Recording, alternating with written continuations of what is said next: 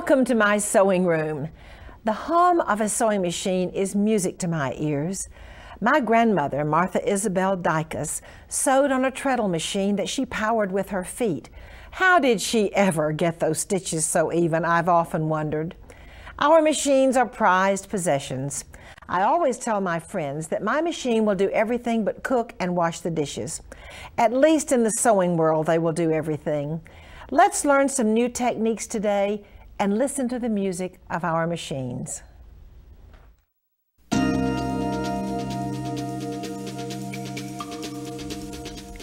This is a fabulous, fabulous suit.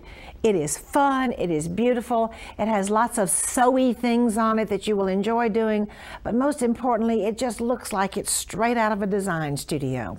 This wonderful linen has all kinds of pretty colored flowers, and then the silk shell underneath and the silk pants just finish it. But the cute, cute thing about this suit, look at the buttonholes and this wonderful trim made out of the same fabric of the shell and the pants, and this fun fringy trim that goes through the buttonholes. Now the pants, we're not going to stop with the trim on just the jacket. The pants have that same adorable trim. This is an outfit to just say, oh my, that is good looking. All right, now let's just see about making those buttonholes to run this beautiful trim through, which just adds that element of design and sparkle. Okay, you get your panel ready. This is the panel that goes at the bottom of the jacket. If you have a centering ruler where you know where the center is, that's very easy. Then you can move whatever space you want to make the double buttonholes. Now, of course, you're going to use your magic buttonhole foot where every buttonhole will always be perfect. And then this buttonhole is corded because these are pretty sturdy buttonholes and you want that extra special raised look. This is your general idea. You can see we've done it here in paper with the ribbon slipped through. Two buttonholes, two buttonholes, two buttonholes, and a spectacular trim done out of this wonderful purple. Make a tube out of that. And then, of course, the other trim has been attached. I am so pleased to have as my guest today my friend June Mellinger. June is Director of Education for Brother International. June, welcome to the show. Hi, how are you doing? Oh, I'm great, and this suit is so much fun. Isn't it? Oh my, it is, it is. I love it. I love it too. Well, it's my color. It is your color. And you know, that's when you sew, that's one of the things you can really do. You can say it is my color. That's right. That's Okay. right. Well, today we're going to talk about those corded buttonholes. You know, they're not scary at all to do because we have created a buttonhole foot that lets you attach your cording right into the little security areas of the buttonhole foot. And once you've done that, you can easily create the buttonholes. Now, as you said earlier, we used a centering ruler so that we could determine the exact center of where the buttonholes will be placed, and we mark that on the fabric. And when we're all done, we've got this great corded buttonhole. And you know, if you've really done the buttonhole just right, you can actually pull on these cords and it just pulls it right down to the end here. Let's see how that works. Look at that. Isn't that perfect? And there it is. It's all done. And I love that raised buttonhole. It gives that extra oompah to a suit especially. Oh, definitely. And this actually was a buttonhole that was for stretch fabrics. But when you used it, it actually has a nice spread zigzag look, and it really has a decorative look to it. Yeah, that's what I think I was trying to say. Yeah, oh, that's fine. So as you can see, I had made a template out of some of that handy heirloom stabilizer that we have, and I actually cut some holes in the template so that I could weave some sample satin through it so I could see how I would like the appearance of it. And I even marked it. You know, sometimes you might want to embroider a little medallion in the center if you have time. That would be a nice idea too. Yeah, okay. It would be a pretty finish. So then I had created out of my silk tank top fabric a pretty cording to pull through here, as well as this great trim. This trim is amazing. I think it's made out of like stabilizer, but it's dyed, and it was perfect. Oh, it's so much fun. Yeah, it adds that element of fun. Really, so we had a great time with it. So let me just show you how quick and easy you can make the buttonhole. I've selected a stretch buttonhole. I've put my buttonhole foot on. I bring down my lever that actually tells the buttonhole when to start and stop, and I press. I've lowered it. I've got markings here so so that I can match the marking on my fabric with the marking on the foot, and I just press my start button. After I get a warning if I want to use my start and stop button or my foot controller, and I've got speed control so that I can make the machine go faster or slower as I'm sewing. And look, no hands. And the no hands buttonholes. It's great, you know. And as you said, every buttonhole is identical. They're all the same because on the back of the buttonhole foot, you've got the extender area that allows you to regulate the size of the buttonhole. I think it is so exciting today. It really how really you is. can have perfect buttonholes every time, and that was not true when I was growing up and we had to do other kinds of buttonholes. Oh, of course not. I would really like for our viewers to get another look at those wonderful buttonholes and the trim you have done. June, this is, and what did you say when you put, what did your husband say when you My put this suit on? husband said, wow, that looks great, and it fits perfect. And I said, yeah. That's great. Fun when you have. I really enjoyed it, and you do look great in this. That's but right. This is the most beautiful suit and a wonderful technique. And June, thank you so much for sharing this wonderful creation with us. Pleasure as always. And now June has some sewing inspirations for you.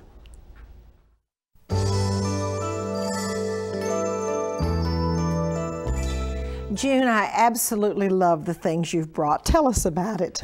Well, you're holding a really pretty wall hanging that I made for my husband. I employed a couple of different ideas here. As you can see, over here, this is called the flying geese pattern that we learned from one of the educators.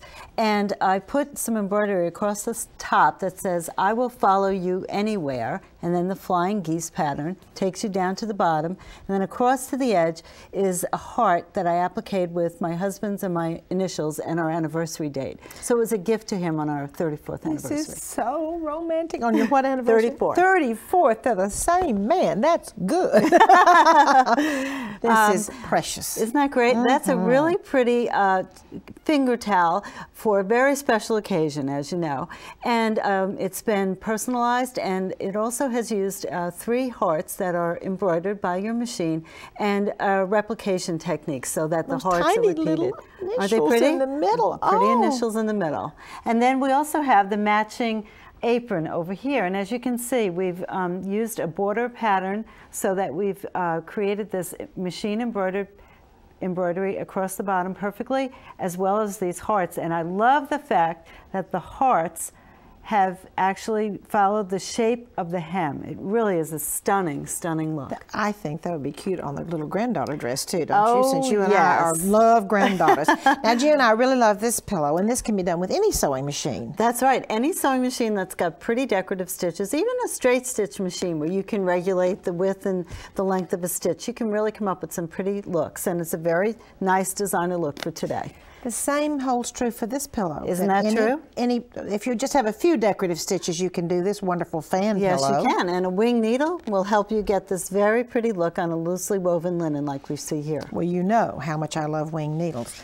Now, we have 2 grandchildren pillows here. Yes, we do. The Little Mermaid. Oh, June, this is darling. Tell me about it. It's really a cute pillow. It follows the shape of a shell, and we've added the beading and the pearls, and it really gives it a special look that'll look pretty in the middle of anyone's bed.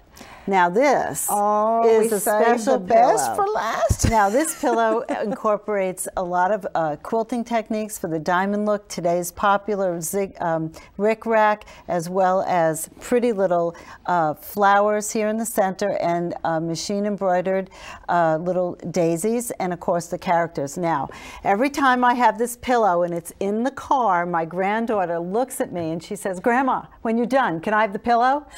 And I go, "Sure, anything for you." Well, I understand that one completely. You might just have to make another one since you do travel with this one. Oh, June, thank you so much for these wonderful inspirational ideas. And now June has some scrapbooking techniques for you.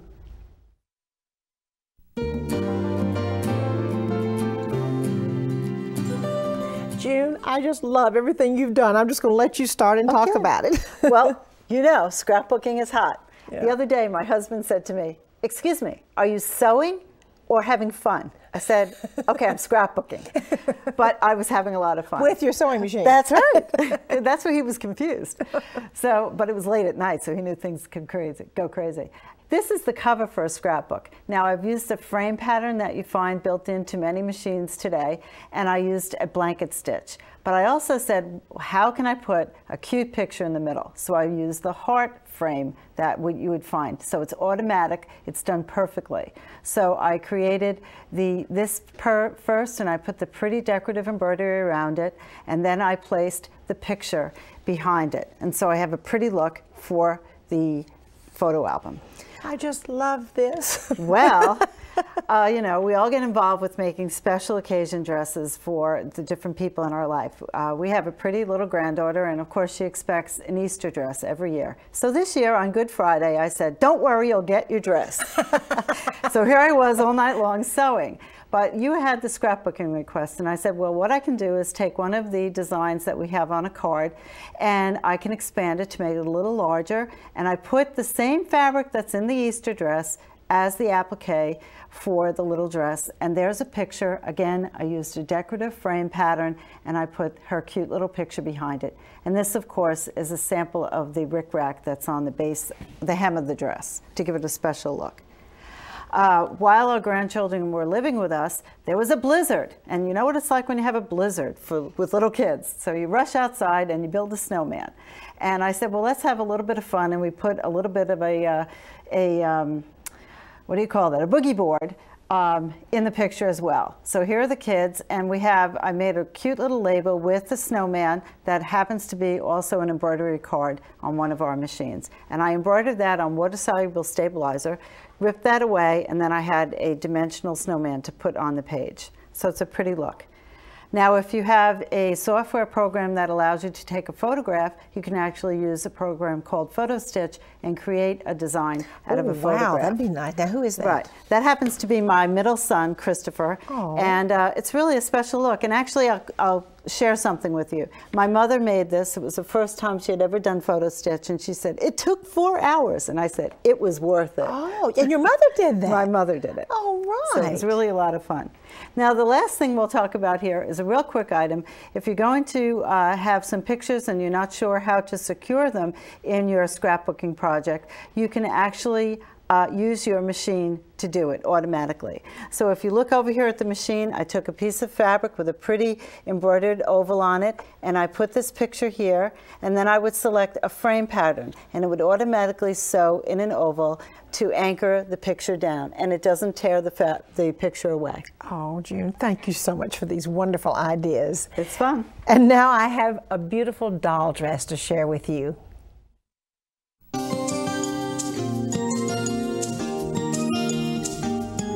I am so pleased to have as my guest today Phyllis Hoffman. Phyllis is president of Hoffman Media. She is the publisher of Southern Lady Magazine, Just Cross Stitch Magazine, and Southern Baby Magazine. Phyllis, welcome to the show. Thank you, Martha. I am so excited to be here today because today we're going to be looking at a spectacular doll dress, and what makes it spectacular is the beautiful rickrack hem.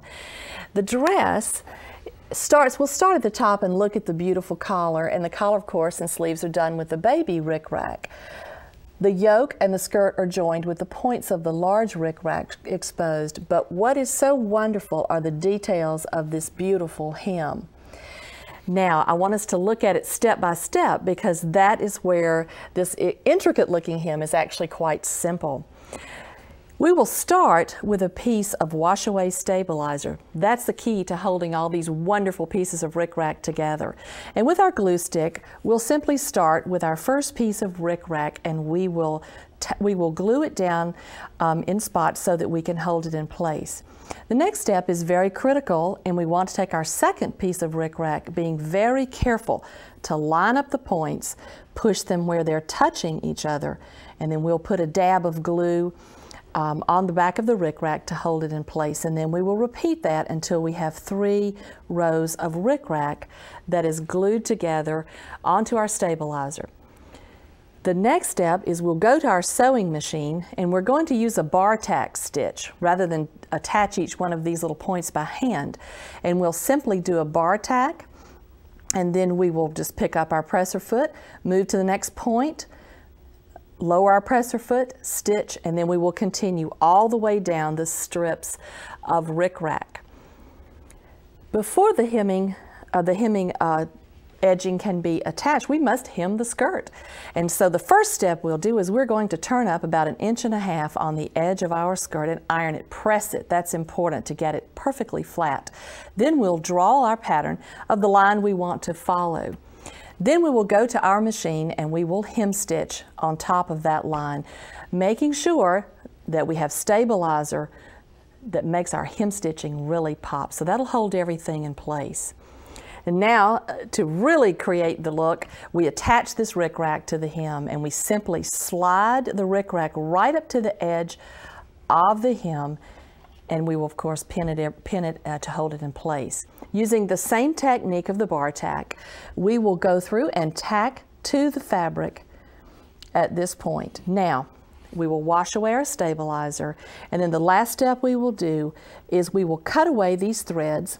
As is shown right here on this row, it's already complete. And then our beautiful hem is finished. Then we'll just finish our dress according to the pattern.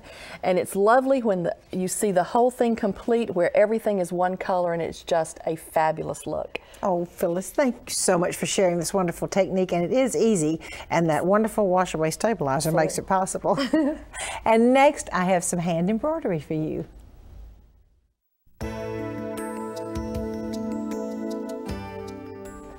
I'm so happy to have as my guest today Wendy Schoen. Wendy is president of Wendy Schoen Design. She is a frequent designer for So Beautiful magazine. Wendy has studied embroidery at the Royal School of Needlework in London and in Madeira, Portugal, and she's taught embroidery all over the world.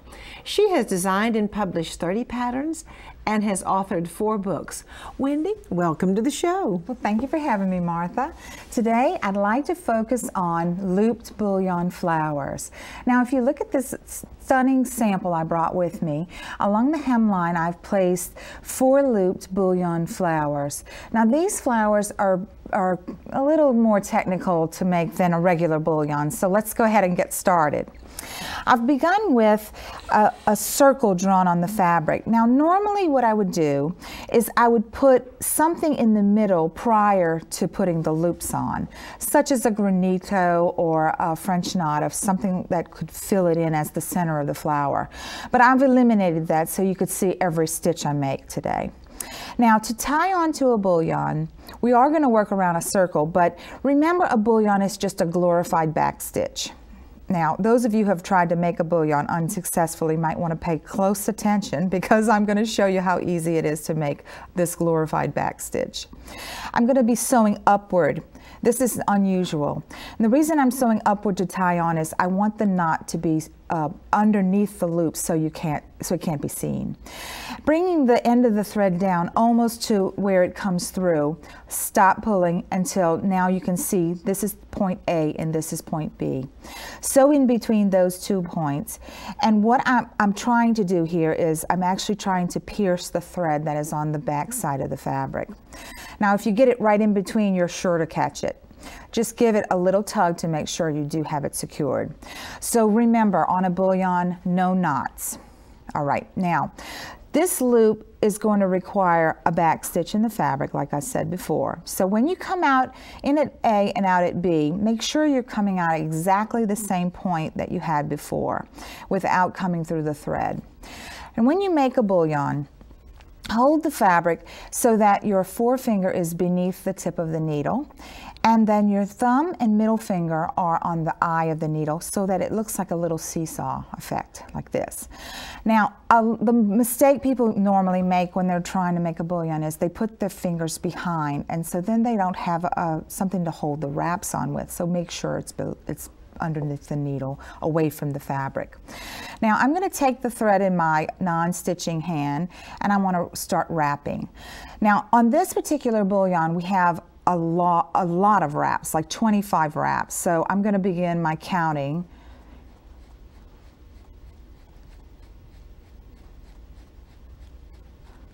Three, 24, 25. I hope you all were counting along with me.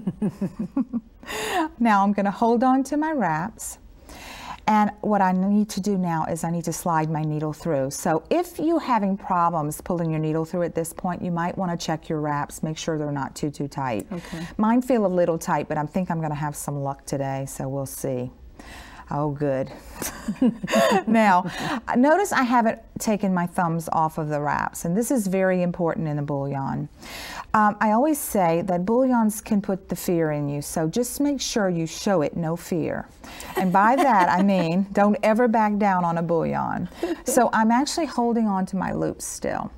And I'm pulling the end of the thread so that I'm actually sliding the thread through the loops.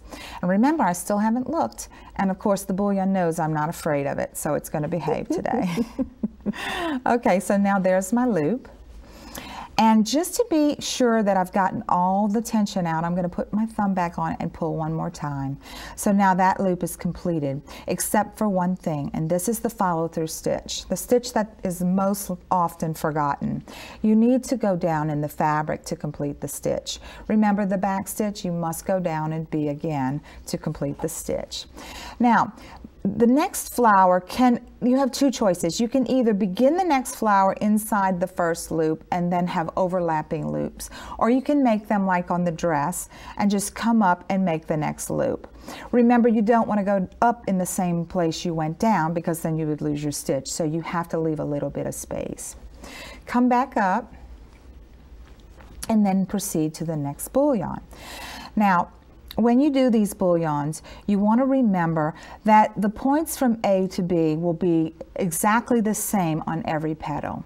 So you need to make sure that if you want to have 4 petals, that you divide the circle into 4 equal spaces. And then it's as simple as making it again.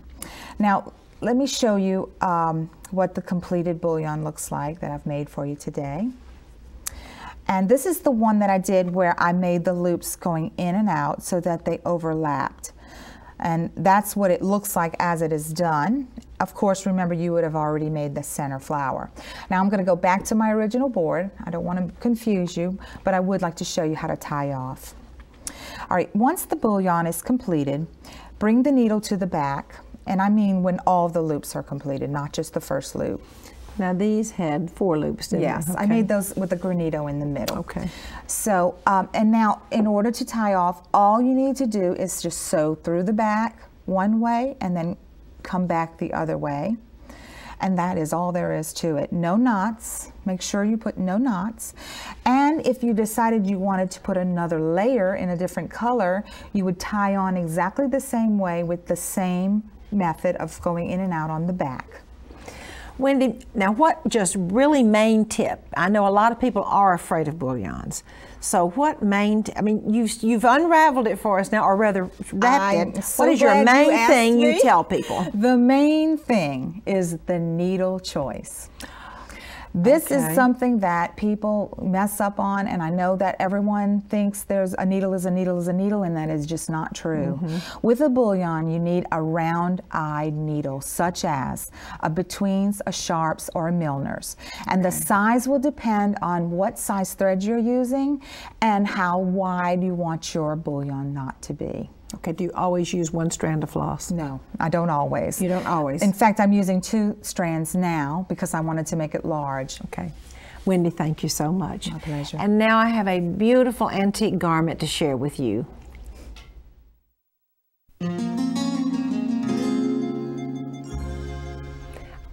I think you're going to love this dress. Actually, this is a little boy's dress. Now, boys wore dresses up until about age 5 before the turn of the last century, before 1900. And I think this is a boy's dress. I'm pretty sure it is because it is so simple and tailored. It is a linen, sort of a heavy linen. As you can see, there is cut work, embroidery, cut work, buttonhole stitches around the scallops around the neck, some very simple embroidery. And this is a very interesting and unique design on this skirt. You see all of these wonderful buttonhole stitches. Well, this lady liked to do buttonhole scallops, I am pretty sure. It's absolutely beautiful, intricate work. And let me turn it around to the back to show you how pretty it is on the back. Just give me just a second. It's just got these beautiful, beautiful panels in the back also. And don't you love the way this is made? It's literally one piece embroidered and then the little gores have been put in. Thank you for joining me today. I'd like for you to come back next time.